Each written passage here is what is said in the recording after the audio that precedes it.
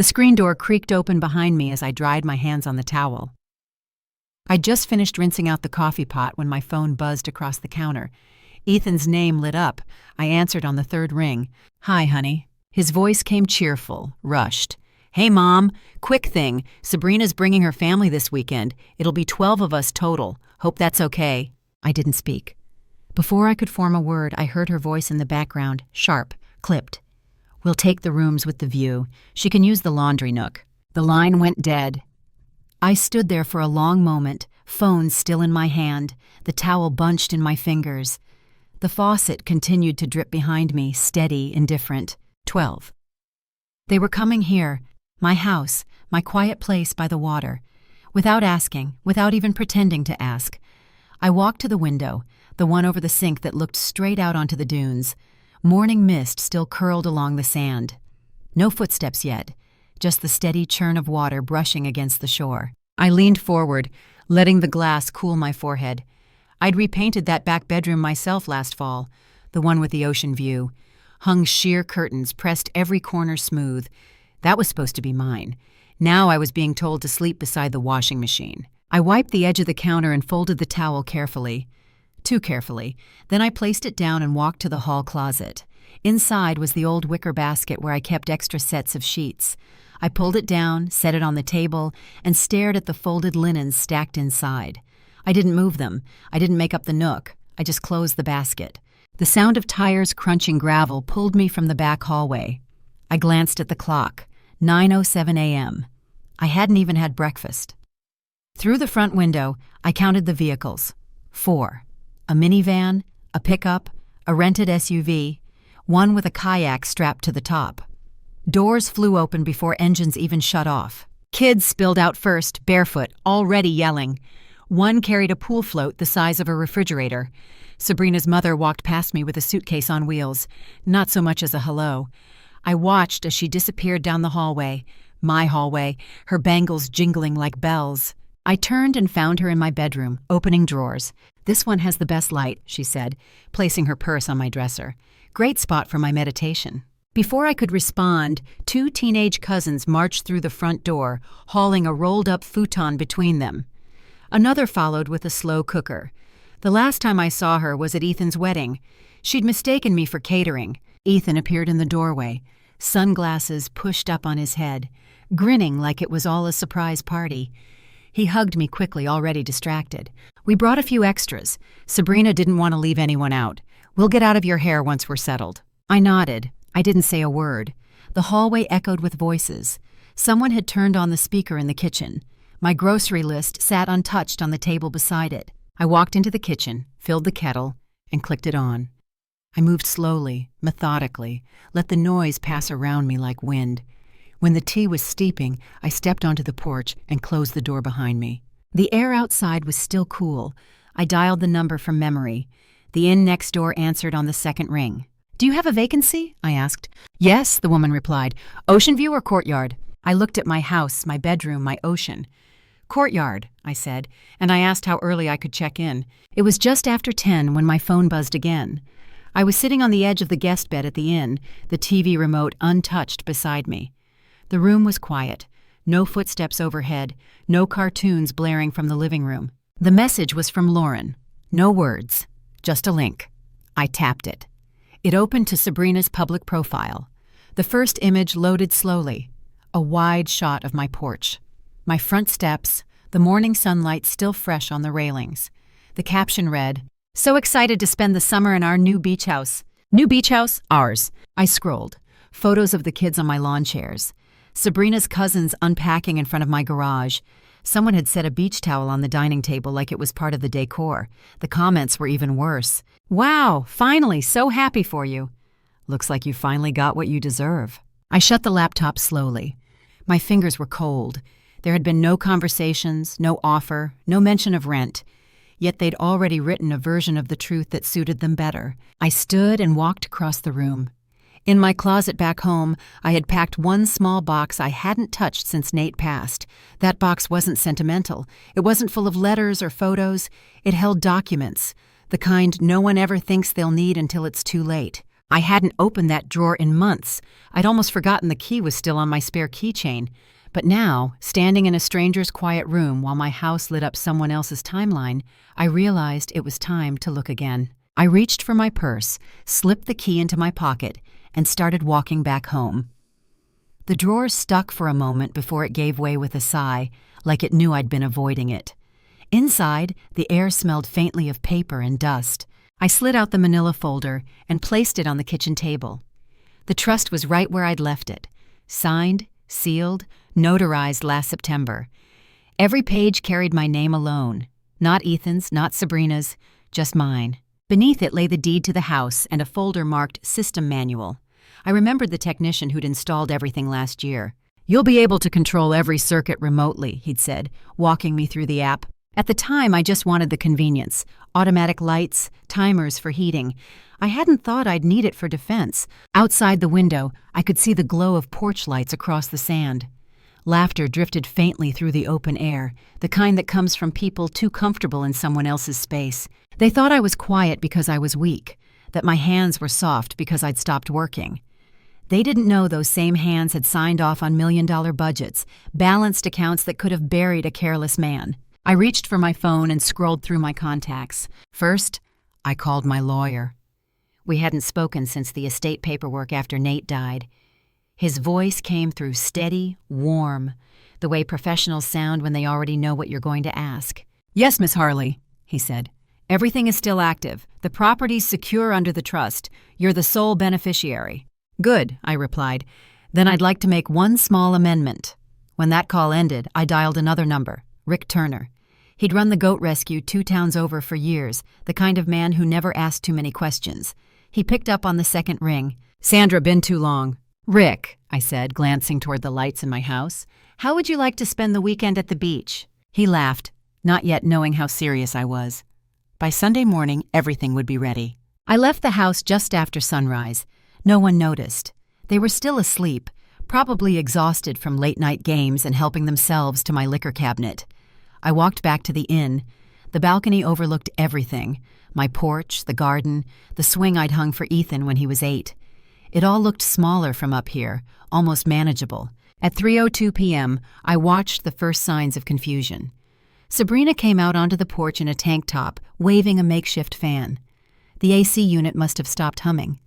An hour later, 2 cousins appeared on the front lawn with their phones held high, pacing like hunters.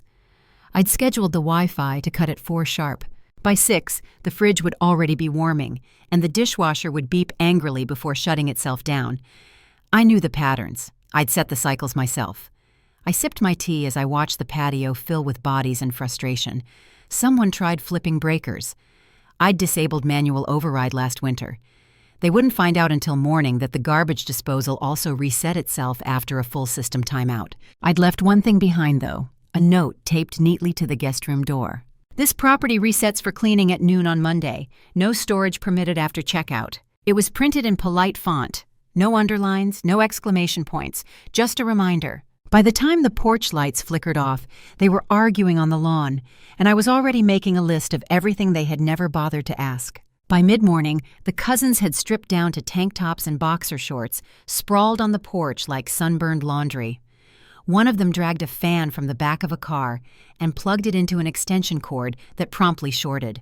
I watched the sparks fly from my balcony. Sabrina came storming out next, barefoot and furious, holding the panel from the breaker box like it had betrayed her personally. She kicked over a potted plant that used to sit by my porch swing. The ceramic cracked clean in half. She didn't even look down.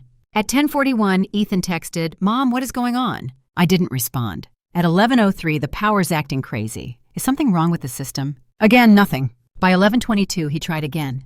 "Can you at least call me? This is getting embarrassing." Still, I stayed silent. At noon sharp, Rick's trailer pulled up right on schedule. He opened the latch and coaxed 2 goats, Doy and Clara, down the ramp. "They're trained for yard work," he said with a wink, setting down a small bag of pellets. They didn't head for the yard. They found the patio door wide open and wandered inside like they'd been invited. I saw one of the smaller kids shriek and run as Clara clambered up a dining chair. Someone shouted, "Get it out!" And another voice yelled back, "I thought you closed the door!" I heard Sabrina screaming before I even saw her. One of the cousins tried to grab a broom. The other pulled out their phone. A minute later, someone from the porch was calling animal control. I caught the words trespassing livestock before the signal dropped. From where I sat, it looked like nature reclaiming space. I reached into my bag and pulled out the envelope. I uncapped my pen and began writing full names in clear handwriting. The list wasn't long, but it was precise. Below the names, I started calculating numbers. The weekend wasn't over yet. He knocked just after 8. I'd heard footsteps in the hallway a few minutes before, slow and hesitant, like he wasn't sure he had the right room. When I opened the door, Ethan looked like he hadn't slept. His shirt was wrinkled, hair unbrushed. The usual easy confidence was gone. He didn't step inside. He began, eyes shifting to the floor. I came to talk. Everything's falling apart over there. I stepped aside but didn't say a word. He stood in the doorway rubbing his palms together. Why didn't you say anything? I folded my arms. You didn't ask. He winced. It's just, Sabrina thought. I cut him off. She posted about inheriting the house before I died. He blinked. His mouth opened slightly, but nothing came out.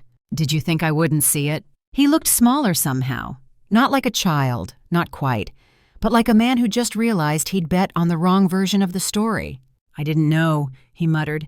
I didn't read the caption that way. No, I said, reaching for my bag. You didn't read at all. I handed him the envelope, white, unsealed, firm from the documents inside.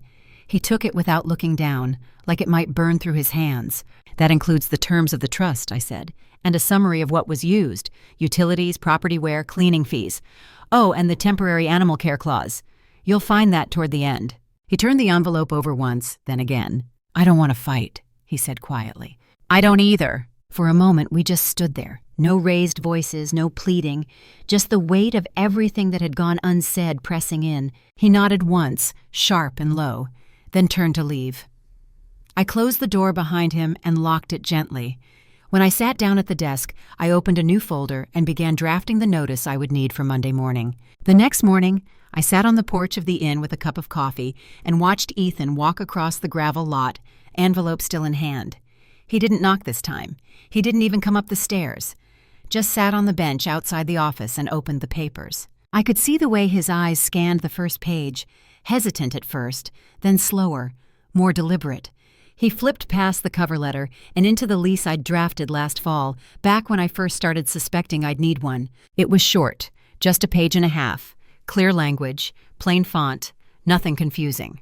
Clause 7 stated in bold, "The property is not available for group occupancy, shared arrangements, or temporary lodging of non-family units without the express written consent of the owner." He paused there. I saw his thumb hold the page like he wanted to tear it, but he didn't. He turned to the next document, a summary of expenses. Electricity surged 40% over 3 days. Water nearly double.